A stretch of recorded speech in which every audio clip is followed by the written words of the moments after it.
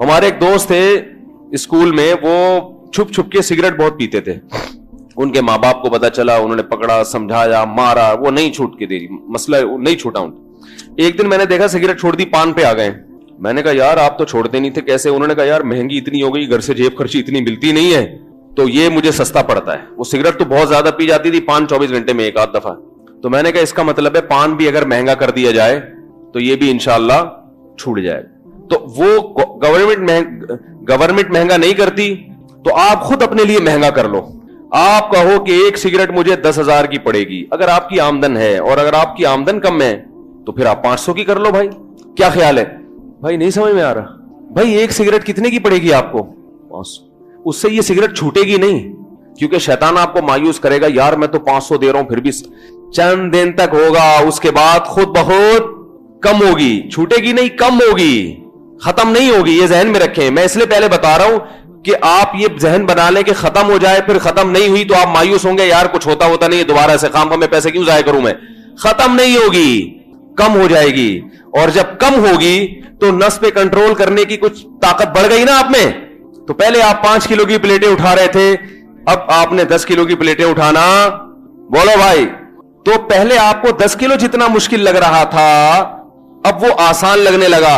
اور 10 کلو کی پلیٹ آسان کا مطلب ہے کہ اگلا اسٹیپ آپ کا کہاں آنے والا ہے؟ 15 کلو کی پلیٹوں پر. بہت مشکل ہے بھائی سمجھانا یار. کاش میں پولیس میں ہوتا تو پھر یہ سب کی ضرورت ہی نہیں رہتی, پھر تو ویسے ہی سمجھ میں آ جاتا. کیا خیال ہے؟ پھر تو اگر کوئی قانون بنا دینا کہ یہ غلط ہے, اس پہ اتنے سال کی جیل ہے, تو ویسے ہی سب سمجھ میں آ جائے گا. تو پھر جب یہ کم ہوگا نا, تو پھر کم ہو کے پھر آدھا ہوگا, پھر آدھا ہوگا, اور یہ شیطان کا پھڈا آپ سے چلتا رہے گا. وہ کہے گا یار تو چھوڑتا تو ہے نہیں, پھر تو آ گیا اسی لائن پر. آپ نے وہ سزا نہیں چھوڑنی, اللہ سے دعا بھی مانگتے رہنا ہے, اے اللہ مجھ سے چھڑوا دے, چھڑوا دے. اور بھی کچھ اس کے اسباب ہیں جو وقت نہیں ہے تو میں بتاؤں گا, کہ ان جگہوں پہ جانا چھوڑ دیں جہاں گناہ کی ترغیب ہوتی ہے. اب آپ کمرہ بند کر کے انٹرنیٹ پر کیوں بیٹھ رہے ہو بھائی؟ اس سے تو گناہ کی طرف توجہ جائے گی. کمرہ بند نہ کرو, آپ اپنا لیپ ٹاپ یا کوئی یہ جو کمپیوٹر ایسی جگہ پہ رکھو جہاں سب کا گزر ہوتا ہے. لیکن جب آپ بیان سن کے جاؤ گے اس وقت تو رکھ دو گے, جب شیطان غلبہ ہوگا تو پھر دوبارہ کمرے میں لے جاؤ گے. تو ایسا سسٹم کرو کہ وہ کمرے میں جا ہی نہ سکے, تاکہ جب نیک بنے ہوئے ہو نا, طبیعت میں بہار آئی ہوئی ہے, اس وقت کچھ ایسی پالیسیاں بنا لو کہ بعد میں آپ اس کی مخالفت بھی کرنا چاہو تو نہ ہو سکے. اس کے 10 طریقے بیٹھ کے سوچو گے, اللہ تعالیٰ سکھا دے گا انشاءاللہ. لیکن پھٹے بازی نفس سے شروع کر دو میرے بھائی. نفس کے سامنے ہاتھ مت ڈالو. جس نے نفس کے سامنے اپنے آپ کو تسلیم کر دیا اس کا بیڑا غرق ہو گیا. وہ نہ دنیا کا رہا, وہ کمبخت نہ آخرت کا رہا. تو پڑھنا شروع کرو آہستہ آہستہ آہستہ آہستہ, انشاءاللہ انسان کے بچے, بولو بھائی, بن جاؤ گے, انسان کے بچے بن جاؤ گے.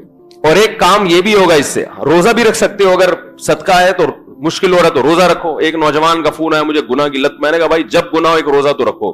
روزہ تو ڈن ہے, روزہ ہے. کہہ رہے وہ پھر ہو جاتا ہے. میں نے کہا پھر رکھ لو, چھوڑو نہیں.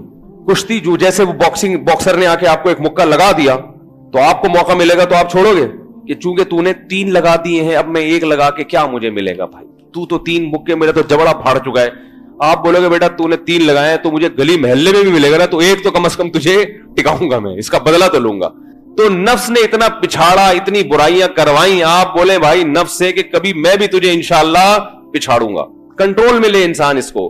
تو جب یہ کام کرے گا انشاءاللہ آہستہ آہستہ کانفیڈنس بحال ہوگا, پھر ہر چیز قابو میں آنا شروع ہو جائے گی.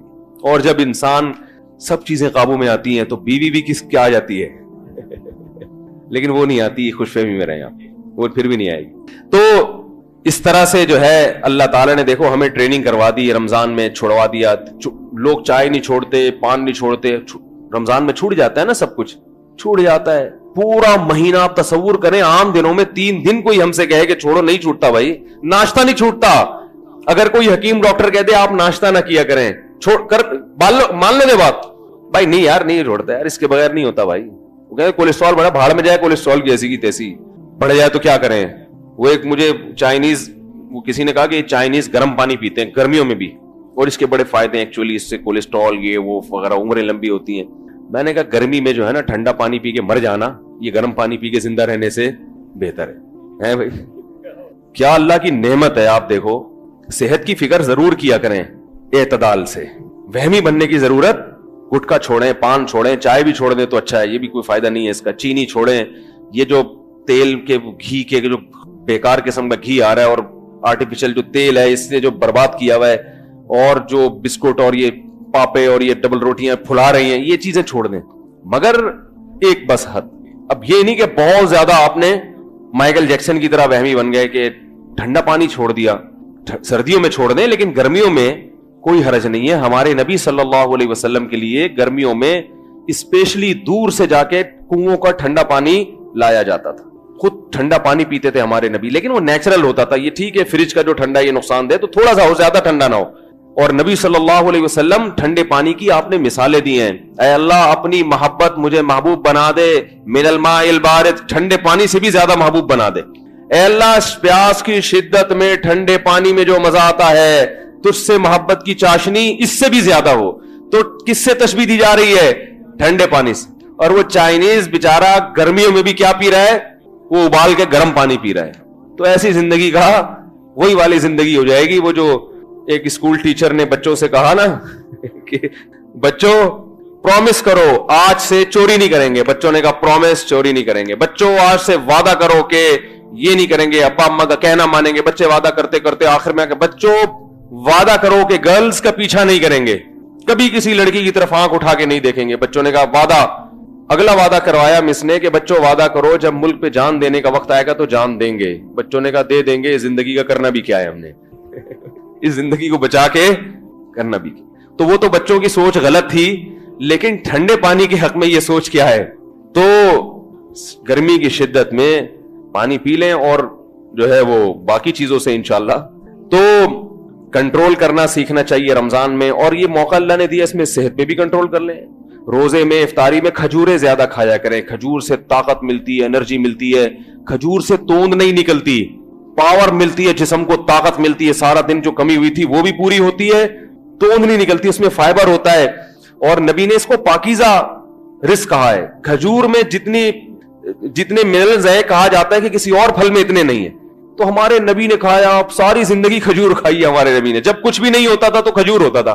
40-40 दिन खजूर और पानी पे चलते थे नबी सल्लल्लाहु अलैहि वसल्लम। फिर भी कैसी बेहतरीन सेहत थी कि नहीं थी? ऐसी बेहतरीन सेहत के एक सहाबी सही बुखारी में बयान कर रहे हैं कि नबी सल्लल्लाहु अलैहि वसल्लम सफर में अपनी 9 बीवियों के साथ थे। बात बज़ाहिर हया के खिलाफ है, लेकिन अब हदीस में है तो मैं बयान कर रहा हूं। फरमाया कि एक रात में 9 ज़ौजा के पास आप सल्लल्लाहु अलैहि वसल्लम ने चक्कर लगाया। तो साहबी ने कहा क्या यह मुमकिन है किसी मर्द के लिए? तो फरमाते हैं कि अल्लाह ने हमारे नबी को 40 मर्दों के बराबर कुव्वत दी थी। तो ये तो एक अल्लाह की तरफ से भी, लेकिन खुराक क्या थी? खजूर। चेहरे पे रौनक आती है, सुर्ख हो जाता है चेहरा। बच्चों को खजूर नहीं खिला रहे और खजूर ऐसे खाते हैं कि मेरा दिल चाहता है यार ये भी छोड़ दो, नहीं खाओ, ये नाशुक्री है। नबी ने फरमाया जिस घर में खजूर है वो घर वाले भूखे नहीं है, यानी घर में हर वक्त खजूर होनी चाहिए।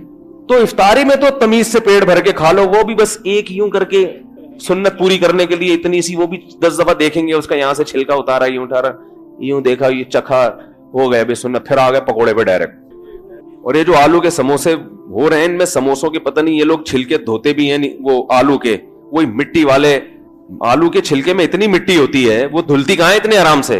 वो तो घर की खवातीन बेचारी छिलके उतार उतार के, वो तो ऐसे ही चल रहा है साहब, गटर का वो ठोस रहे हैं। खाएं समोसे, में मना नहीं कर रहा, हम भी खाते हैं एक आध हम भी खा ले, ज्यादा नहीं खाते।